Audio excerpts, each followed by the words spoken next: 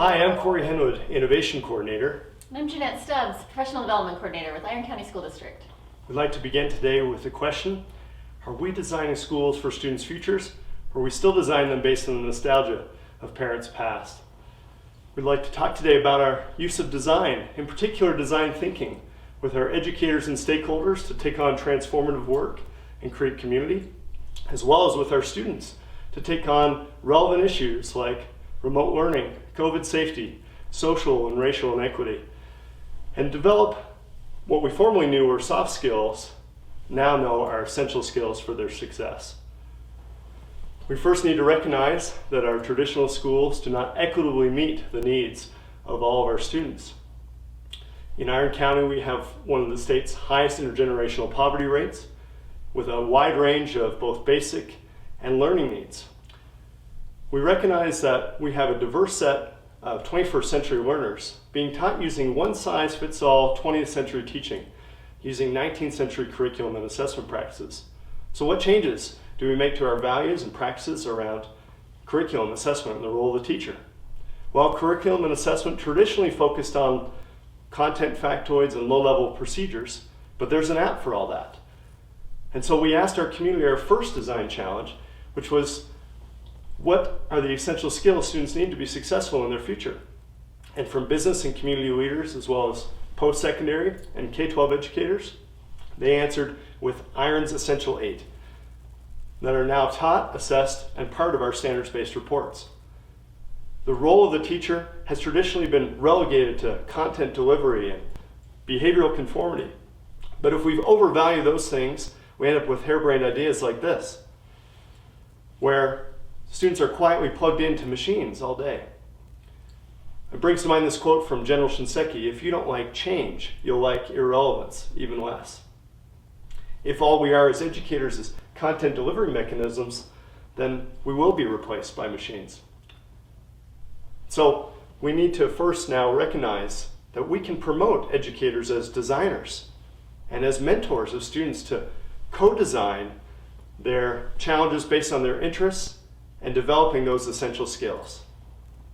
These design challenges allow our students to take on complex problems. Let's hear from their perspective.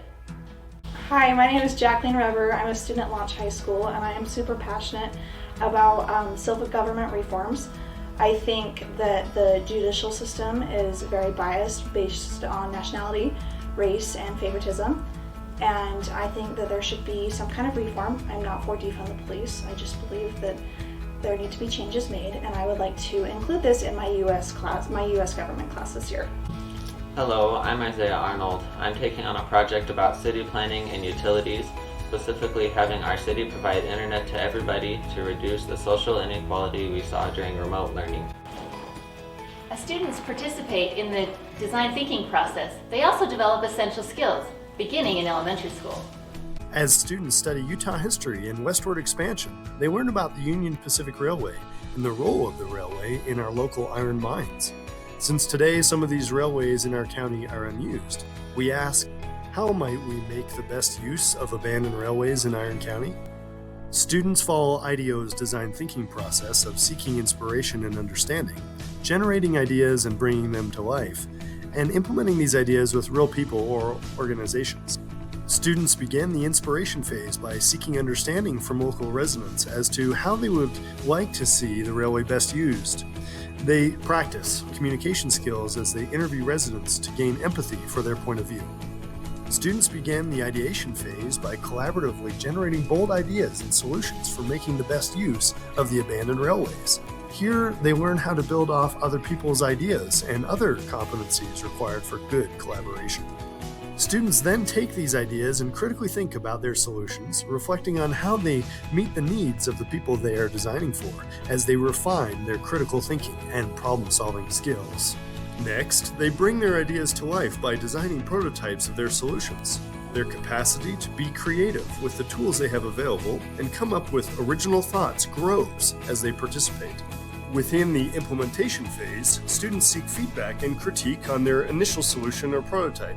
And instead of feeling discouraged about the critique, they exercise a growth mindset to create a better design solution and become resilient as they persist towards excellence, repeating the feedback process. Each student does their part to work towards a final product that they are proud of and exercises responsibility to meet the deadlines of the project. Students may also explore how to budget this project and make it sustainable over time as they understand appropriate aspects of financial literacy that would allow this project to move forward. This design thinking process helps empower Iron County students to solve real problems now. We value educators and stakeholders as designers and have brought them together to help solve some of the most complex issues we faced. For example, in the spring, we enlisted educators to help design standards-based grading policies and practices for our district.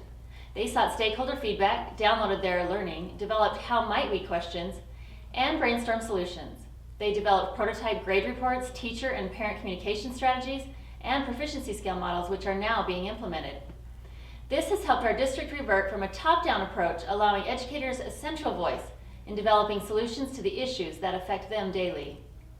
Throughout last year, a design team of educators, community leaders, parents, and students worked together to design a new personalized, competency-based school in our district. This team has designed every facet of Launch High School, from innovative curriculum aligned to design projects, to flexible student and teacher schedules, marketing campaigns, even our virtual reality wellness rooms. Some of the design work had to be done virtually, but continued to allow for hundreds of parent and student designers. More recently, our teachers were brought together and asked to use the design thinking process as they developed individualized school plans for reopening and school-specific campaigns for sanitation and the wearing of masks. Recent efforts to engage our community stakeholders safely brought business leaders together at Launch High School, where they used the design thinking process as well as our innovative makerspace to create a protocol of their ideal school system. Among the highlights of their final product proposals was increased student leadership, projects that contribute to local problems, and community member involvement in lending their expertise to our students. Join us in promoting the voice of educators and stakeholders through design thinking and also using this process with your students to develop those essential skills. We've seen, as a result, significant increases in both our academic achievement as well as our measures of essential 8 skills. And we've also seen more of a collective commitment from our community and educators towards our vision for innovation. Starting steps, leaders, begin to design with and not just for those you serve. And educators, encourage your students to become designers in the areas that apply what you teach. Together, we can design a more empowering future for education. Thank you.